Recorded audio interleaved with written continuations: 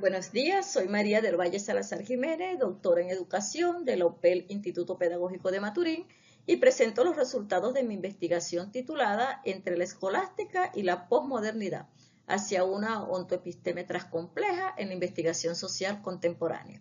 La misma fue desarrollada en el marco del postdoctorado en corrientes filosóficas para la investigación educativa, ofrecido por el Grupo Altamira en convenio con la UPEL. Este trabajo parte de una constatación inquietante. En la investigación social actual, muchos estudios operan en lo que yo he llamado una incoherencia paradigmática. Mezclan ontologías constructivistas con métodos positivistas sin explicitar sus fundamentos. De allí que mi propósito es problematizar a la ontoepisteme, invisible pero determinante entre nuestra concepción del ser y el conocer, como un fundamento crítico para la investigación social contemporánea. Para ello utilicé un análisis documental, crítico y hermenéutico, siguiendo a rigor, explicación de sentidos literales, comprensión desde mi horizonte como investigadora y aplicación problematizadora que proyecta el pasado hacia nuestra situación actual. Analicé textos fundacionales desde la escolástica medieval hasta el pensamiento crítico contemporáneo, articulando tres ejes: coherencia, historicidad y transformación. Para comprender la urgencia de este problema, situémonos en el contexto contemporáneo de la investigación social, el cual considero atravesado por tres tensiones simultáneas.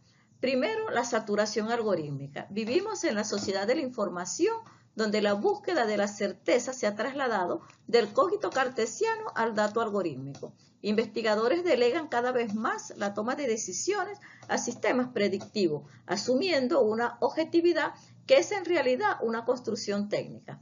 Como segundo eje de tensión, problematizó el pluralismo de métodos sin coherencia. Hoy conviven en el mismo campo académico investigadores que asumen a la realidad como una construcción social, pero sin embargo emplean metodologías cuantitativas que presuponen realidad objetiva y medible.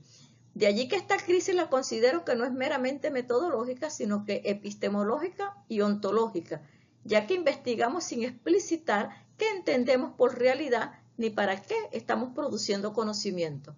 Como tercer eje de tensión, analizo la incredulidad hacia los metarrelatos, ya que si bien es cierto que Lyotard diagnosticó la posmodernidad como crisis de legitimidad de los grandes relatos, esta crisis no nos exime de investigar sin fundamento. Al contrario, exige fundamentos más reflexivos, más explícitos y más situados. Estas tensiones entonces convergen en una pregunta que guía este artículo, y es cómo investigamos sin saber qué creemos sobre la realidad. De allí que la ontoepisteme, esa articulación entre ontología y epistemología que suele permanecer invisible, considero que se vuelve entonces un imperativo ético y no una opción metodológica, que permite entonces trascender esta incoherencia. Para responder a la pregunta planteada, realicé un recorrido histórico que revela como hallazgo central que la ontoepisteme ha operado como una matriz de inteligibilidad que condiciona toda práctica investigativa, y aunque de modos distintos, y que hoy atraviesa una crisis de explicitación.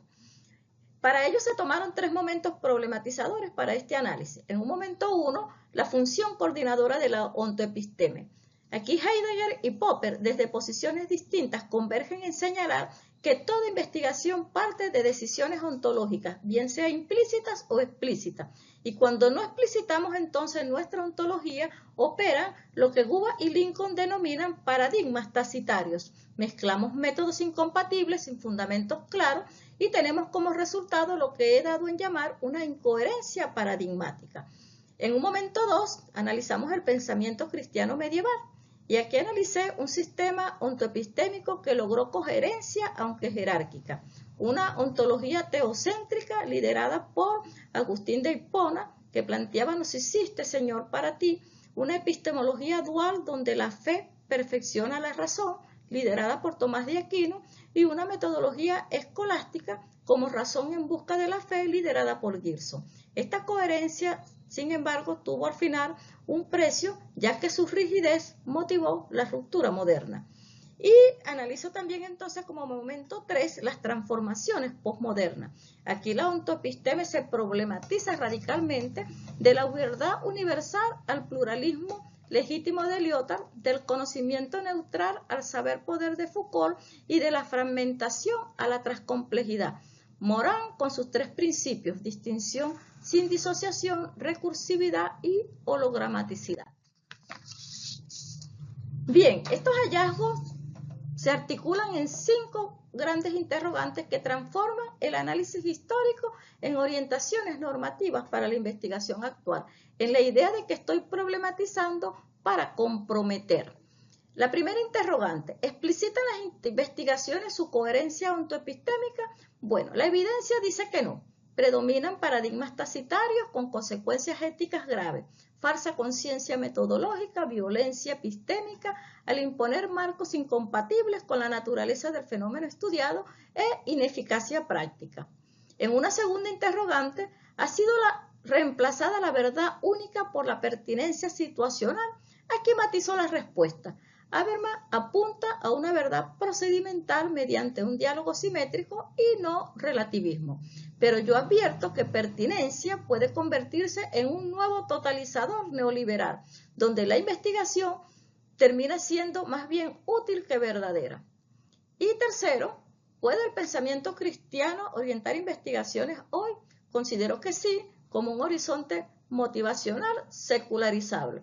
La dignidad humana, heredera del Imago Dei, traducible a derechos humanos sin fundamento teológico explícito, pero no como un marco dogmático universal. Nuestra cuarta interrogante: ¿puede la ontoepisteme transcompleja ser un paradigma integrador? Morán ofrece las herramientas, pero el desafío entonces es evitar el eclecticismo del que todo se vale mediante una reflexibilidad metacognitiva bien explícita. Y como quinta interrogante, y esta es mi tesis central, ¿puede la ontoepisteme constituirse en un acto ético de resistencia? Bueno, aquí considero que frente a la colonización técnica del saber, explicitar nuestros fundamentos ontoepistémicos ya es una resistencia hermenéutica. La transparencia ontológica es nuestra última garantía de autonomía frente a la estandarización.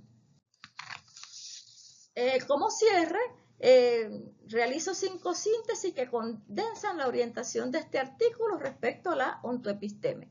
En lo que respecta a su fundamento, considero que la ontoepisteme no es un lujo metodológico ni una opción metateórica, es una condición indispensable de coherencia investigativa y una exigencia ética ante la fragmentación del saber contemporáneo.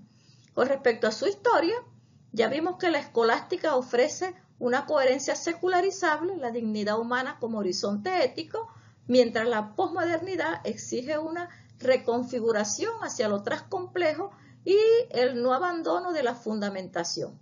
Con respecto a la transformación, la transcomplejidad de Morán permite integrar incertidumbre, pluralismo y compromiso transformador, sin caer, por supuesto, en el todo se vale, siempre que medie la reflexividad metacognitiva.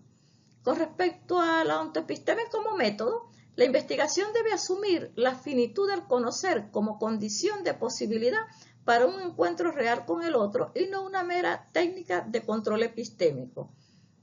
Y con respecto a la ética, bueno, en tiempos de saturación algorítmica y colonización técnica de la subjetividad, considero que explicitar nuestros fundamentos ontoepistémicos es resistencia.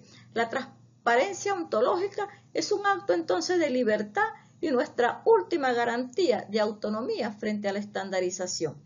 Cierro entonces en la consideración de que la ontoepisteme no es un concepto técnico abstracto, sino que ha de ser la brújula que oriente toda práctica investigativa rigurosa. Agradezco su atención. Muchas gracias. Para finalizar, les dejo las referencias bibliográficas que han sustentado este análisis.